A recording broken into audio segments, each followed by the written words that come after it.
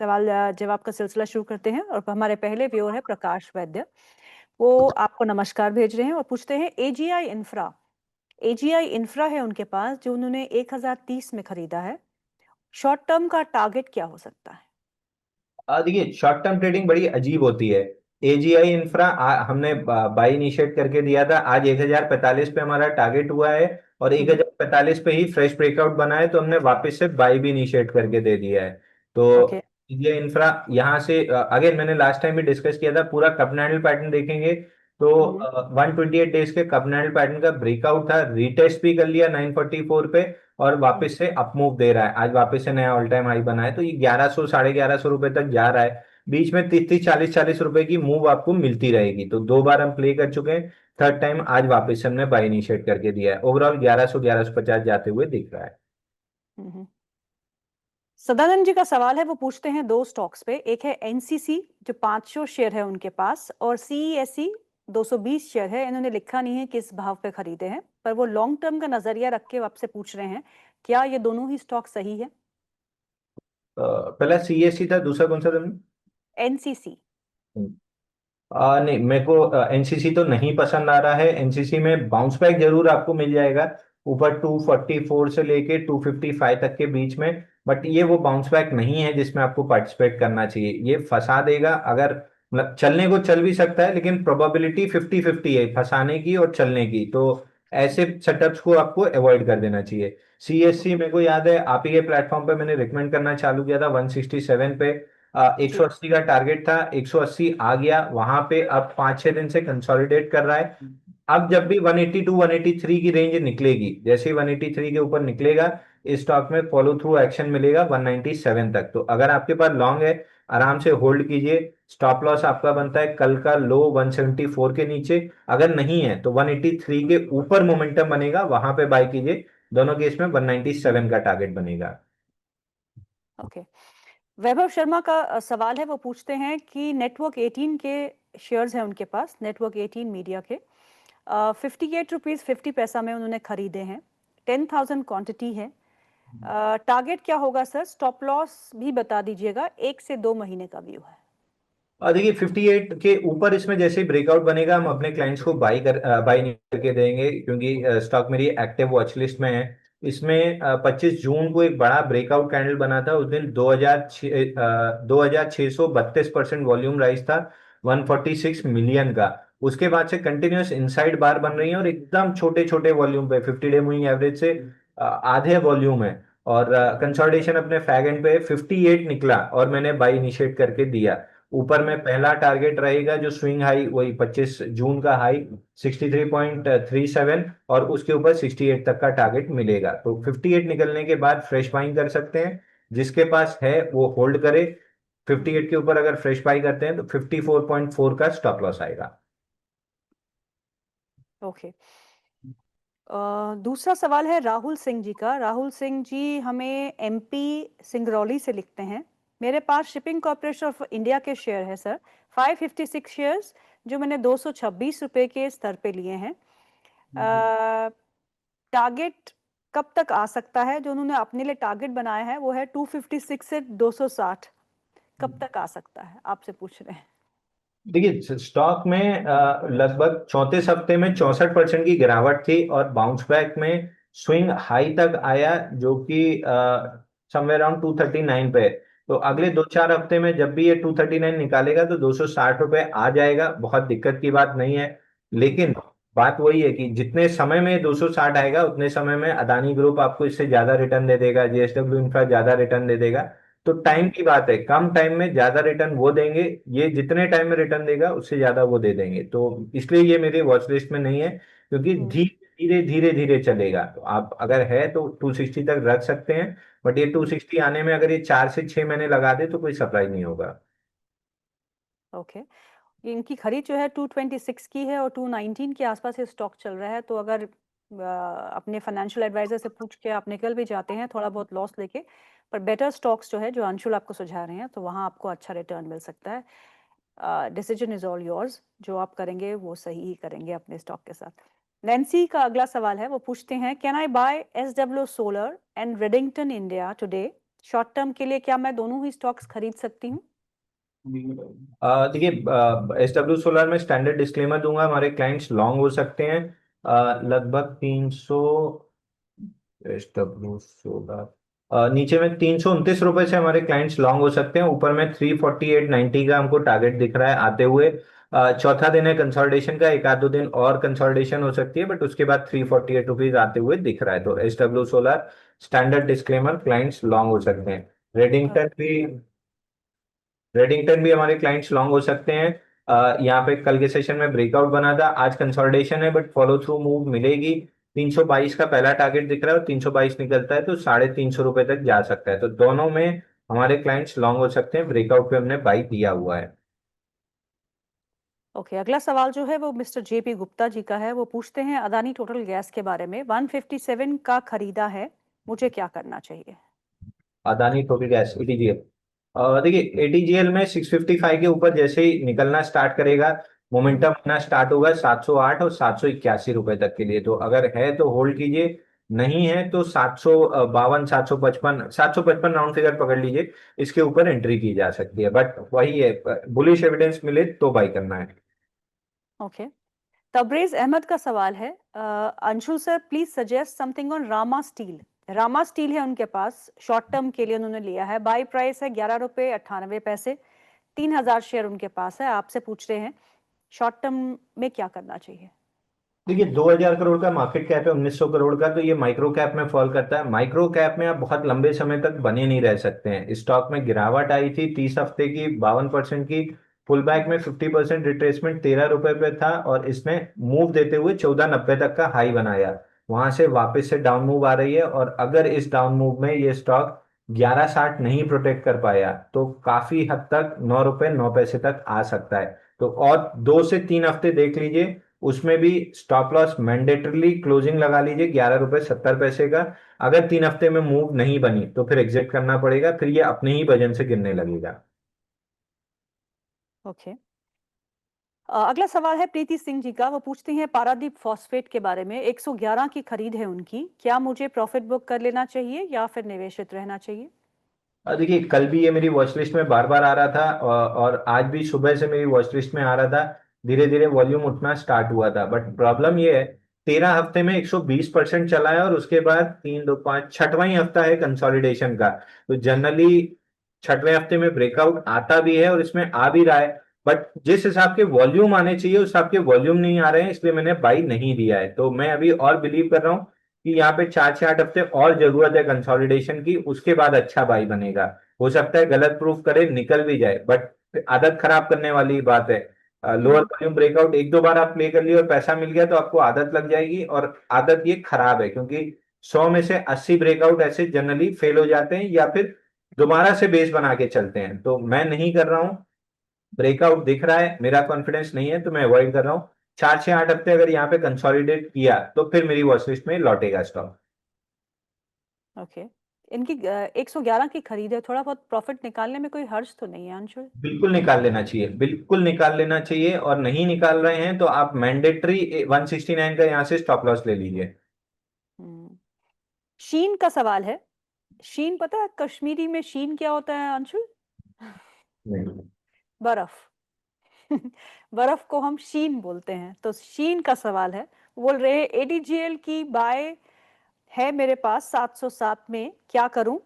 1080 quantity भी है, please suggest. 655 निकलने के बाद एवरेज करना चाहिए। 655 निकले तो आप एवरेज कर लीजिए, 708 रुपए में प्रोबेबली आप ब्रेक इवन तक आ जाएंगे, और 781 का मेरे को टारगेट दिख रहा है। टाइमिंग की बात है, जैसे एशियन पेंट्स थोड़ा सा ज्यादा थकाया, 2 महीने एक्स्ट्रा थकाया फिर चला, तो ये भी हो सकता है 1 2 महीने एक्स्ट्रा थकाए, बट चलना इसको 708 और 781 की तरफ है। एशियन पेंट्स की आपने बात करी अंशुल, आज मैं एक आर्टिकल पढ़ रही थी जहां एशियन पेंट्स में म्यूचुअल फंड्स ने जून के महीने में 10,000 करोड़ रुपए का निवेश किया है, और तभी हमने एक अच्छा मोमेंटम एशियन पेंट्स पे देखा था। क्या दम लगता है आपको? देखिए, मैं थोड़ा सा अर्ली कॉल कर लिया था और रिजल्ट खराब आए थे, उसके बाद थोड़ा सा सेकेंड लेग में भी डाउन मूव मिल गया था, तो मैं थोड़ा सा 1.5 2 महीने पहले अर्ली कॉल कर दिया था। बट 2470, 2468, 2570 और 2732, ये 3 टारगेट थे, जिसमें से पहला 2468 का हो गया है। नेक्स्ट लेग में 2570 और 2732 ये टारगेट कंप्लीट कर लेगा। और वैसे भी लार्ज कैप स्टॉक 30% गिरने के बाद नियर अबाउट बॉक्स लो अगर फेल हो रहा है तो आपको बाई करना चाहिए। M&M आपको याद होगा, टाइटन आपको याद होगा, टीवीएस मोटर आपको याद होगा, जी। L&T आपको याद होगा। तो ये सारे स्टॉक्स लार्ज कैप बॉक्स लो या 30% गिरने के बाद आपको एक्यूमुलेट करना चाहिए। ओके। अभिषेक झा जी का सवाल है, पूछते हैं ओमैक्स के बारे में। 486 शेयर्स है उनके पास, 105 के भाव पे लिए है। Please suggest short term view. और ये ओमेक्स में अगेन कंसोलिडेशन बनी हुई है और कंसोलिडेशन खत्म होने का नाम नहीं ले रही है। जिस भी दिन ये स्टॉक 107 108 रुपए के ऊपर निकलेगा एकदम इसमें तेज मूव बनेगी 127 रुपए तक। अगर आपके पास है तो होल्ड कीजिए, आपका स्टॉप लॉस बनेगा 98 रुपीज का क्लोजिंग बेसिस पे। अगर नहीं है तो 108 रुपए के ऊपर बाई कीजिएगा, फटाफट 127 रुपए मिल जाएगा। ओके। अगला सवाल है नीरज घर का। वो पूछते हैं यूनाइटेड स्पिरिट्स के बारे में। उनके पास यूनाइटेड स्पिरिट्स के शेयर है जो उन्होंने 1470 में लिए हैं, 1470 के स्तर पे लिए हैं। और उनके पास सेजिलिटी भी है जो उन्होंने 45 का बाइंग प्राइस पे लिए हैं। 1 साल होल्ड कर सकते हैं। आपसे जानना चाहते हैं कि क्या करना चाहिए। देखिए सेजिलिटी में ऑलमोस्ट मतलब एक रफली कह सकते हैं आईपीओ बेस बनने की कोशिश है। 49 के ऊपर कंफर्म होगा, फिलहाल 49 तक जाते हुए दिख रहा है। 49 के ऊपर टिक गया तो फिर इस आईपीओ बेस का टारगेट 65 रुपए बनेगा। नहीं टिका तो वापस नीचे 38 तक आ जाएगा। तो मैं 49 के आसपास वापस से इसको रिव्यू करूंगा कि ये क्या करने की कोशिश कर रहा है, बट फिलहाल 49 तक आते हुए दिख रहा है। वहीं दूसरा यूनाइटेड स्पिरिट 1498 का सपोर्ट नहीं ले पाया, नीचे अब 1364 के सपोर्ट के आसपास घूम रहा है। पहला बुलिश एविडेंस बना है कल के सेशन में हैमर की तरह, बट जब तक ये स्टॉक 1395 के ऊपर नहीं आता है ये सपोर्ट कंफर्म नहीं होगा। तो मैं अभी बाइंग के लिए वेट करूंगा। ले लिया है तो कोई खास दिक्कत नहीं है, बट अगर यहाँ से सपोर्ट नहीं होल्ड हुआ 1364 का तो 1267 पे अगला सपोर्ट है, वहां तक नीचे आ सकता है। ये हर डिप इसमें बाइंग अपॉर्चुनिटी है क्योंकि इवेंचुअली स्टॉक को ऑल टाइम हाई जाना है। ओके। अगला सवाल ले लेते हैं। और अगला सवाल है मोनिका मान जी का। पूछती हैं रूपा टेक्सटाइल के बारे में और पीपीएल फार्मा में क्या करना चाहिए। Please suggest. ये पीपीएल फार्मा में स्टैंडर्ड डिस्क्लेमर दूंगा, हमारी टीम ने बाई लिया हुआ है। हमारे क्लाइंट्स इसमें लॉन्ग हो सकते हैं। बहुत समय बाद सेकंड कैंडल है जहाँ पे फॉलो थ्रू एक्शन बन रहा है। 197 का सपोर्ट अब ऐसा लग रहा है कि फाइनली प्रोटेक्ट हो गया है, लेकिन 220 के ऊपर जब क्लोज होगा तब कंफर्म होगा। जिस हिसाब का पैटर्न है मोस्ट लाइकली 220 के ऊपर क्लोज कर लेगा। तो वही मेरा पहले भी टारगेट था, अभी भी मेरा टारगेट वही है। अगर आप इन्वेस्टर हैं तो ये ऑल टाइम हाई और 400 रुपए जा रहा है, तो जितना इन्वेस्ट करके समय देंगे उतना बड़ा पैसा बनाएंगे। ओके। स्वाति जैन का सवाल है। वो पूछते हैं अंशुल सर, रेनबो चिल्ड्रन में क्या करना है, टारगेट क्या होना चाहिए। देखिए पुराने सवाल में एक रूपा रह गया था। रूपा में बढ़िया ब्रेकआउट बन रहा है। 228 रुपए के ऊपर बनेगा, अगर बना तो जैसे कैंडल की फॉर्मेशन है 500% वॉल्यूम राइज है तो बनना चाहिए। 328 निकलता है रूपा तो 328 निकलता है तो आपको 258 तक का टारगेट मिल सकता है। रेनबो चिन्नल हॉस्पिटल में बहुत अच्छा कोई मूव नहीं बन रहा है। जिससे आपका पैटर्न है 1650 अगर ब्रेकआउट देता है तो अप मूव मिलेगी, बट 1650 का ब्रेकआउट आ जाएगा इसकी मेरे को उम्मीद कम लग रही है, तो अवॉइड लिस्ट में डाल दीजिए इसको। ओके। रेन इंडस्ट्रीज पे अगला सवाल है राजू कुमार प्रसाद जी का। रेन इंडस्ट्रीज इन्होंने खरीदा है 167 के भाव पे। स्टॉप लॉस पूछ रहे हैं आपसे, क्या होना चाहिए। देखिए स्टॉप लॉस आप लगा लीजिए 145 और आपका भाव करीब आता है तो एक बार दोबारा सवाल पूछ लीजिए, क्योंकि 165 पे मेजर रेजिस्टेंस खड़ा हुआ है। अगर नहीं क्रॉस किया तो स्टॉक में वापस डाउन मूव बनेगी। तो 165 के आसपास दोबारा सवाल पूछिएगा। ओके। अगला सवाल जो है वो श्वेता जी का है। वो पूछते हैं कि मैं अपने बेटे के लिए I want to invest 1.25 lakh with 2 years investment time. Please suggest few good shares where I can invest. अपने बेटे के लिए 2 साल के लिए इन्वेस्ट करना चाहती हैं 1.25 लाख रुपए। आपसे जानना चाहती हैं कि आप कौन से स्टॉक सजेस्ट करेंगे जो एक लंबी अवधि में 2 साल में एक अच्छा रिटर्न दे। तो ये 2 साल के लिए आज से तो मैं अदानी ग्रुप में ही इन्वेस्ट करना पसंद करूंगा या जेएसडब्ल्यू इंफ्रा में, क्योंकि मेरा ट्रेडिंग स्टाइल ही वही है कि वीकली पे बड़ा अप मूव दिखना चाहिए। तब मैं डेली पे ब्रेकआउट्स प्ले करता हूँ। तो वीकली पे इन स्टॉक्स में मेरे को बड़ी अपमूव दिख रही है। अदानी पावर ले लीजिए, एटीजीएल ले लीजिए। अब अदानी ग्रीन कल ही मैंने अपने पोर्टफोलियो में ऐड किया है, तो उस पर बाई सेल की रिकमेंडेशन में दे नहीं पाऊंगा। जेएसडब्ल्यू इंफ्रा तीसरा स्टॉक है। तो ये तीन स्टॉक्स में अगर आप पैसा डाल के छोड़ देते हैं, 1.5-2 साल में अच्छा पैसा बनेगा। ओके।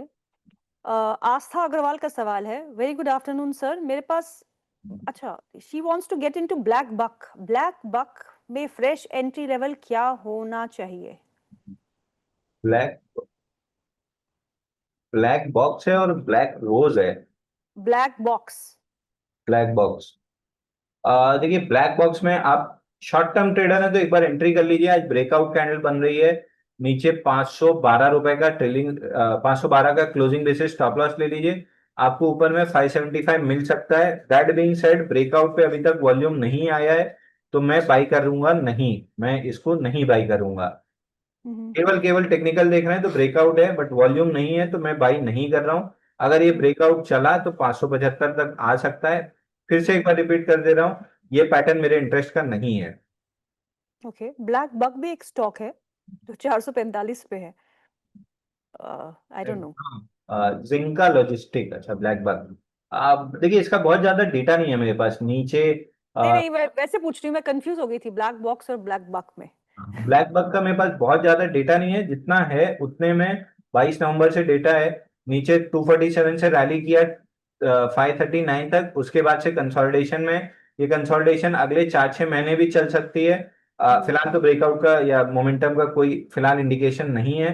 चल, 460 निकलता है तो कुछ इंडिकेशन बनेगा, उम्मीद कम है कि निकलेगा। ओके। संत राज यादव जी का सवाल है, वो पूछते हैं दो स्टॉक्स के बारे में। एक है वारे एनर्जीज, जो उन्होंने 3097 में खरीदा है, 3097। और यूनाइटेड स्पिरिट्स की हम बात कर चुके हैं, 1487 की खरीद है। सर प्लीज ये प्रोग्राम देखिएगा, यूनाइटेड स्पिरिट्स के हम बात कर चुके हैं। और उनके पास सोम डिस्टिलरी है 177 में। आई थिंक ये बहुत बार ये सवाल पूछ चुके हैं, आई डोंट नो ये बार बार ये आपसे सवाल क्यों पूछते हैं। देखिए एसटीपीएल वापस से 153 के ऊपर आके क्लोज किया है। अगर ये स्टॉक 160 निकलता है तो फिर वीक लॉन्ग्स को शेक करके ये दोबारा चलेगा, तब ये अपना अप ट्रेंड वापस से पकड़ लेगा और जो 250 240 के हमने टारगेट डिस्कस किए हैं वो आ जाएंगे। बट अगर यहाँ पे फेलियर मिलता है तो 137 तक की डाउन मूव है, 137 के राउंड वापस से बेस बना के चलेगा। जितना बड़ा पैटर्न है जनरली जल्दी से फेल नहीं होता है। हाँ, ब्रेकआउट पॉइंट के पास बार बार ऊपर नीचे करके वीक प्लेयर्स को एलिमिनेट जरूर करता है, और ये पहला साइन था एलिमिनेशन का, 153 के नीचे क्लोजिंग। दूसरा इनका वारी एनर्जी, आपको याद होगा हमने मल्टीपल टाइम्स आपके चैनल पर डिस्कस किया था कि 3116 इसके ऊपर अगर वॉल्यूम के साथ क्लोज करता है तो 3445 का टारगेट खुलेगा। तो कंफर्टेबली उसके ऊपर क्लोज भी कर लिया, वीक लॉन्ग्स को एक बार शेक भी कर लिया, और दोबारा से चल रहा है तो 3445 तक के टारगेट मिल सकते हैं।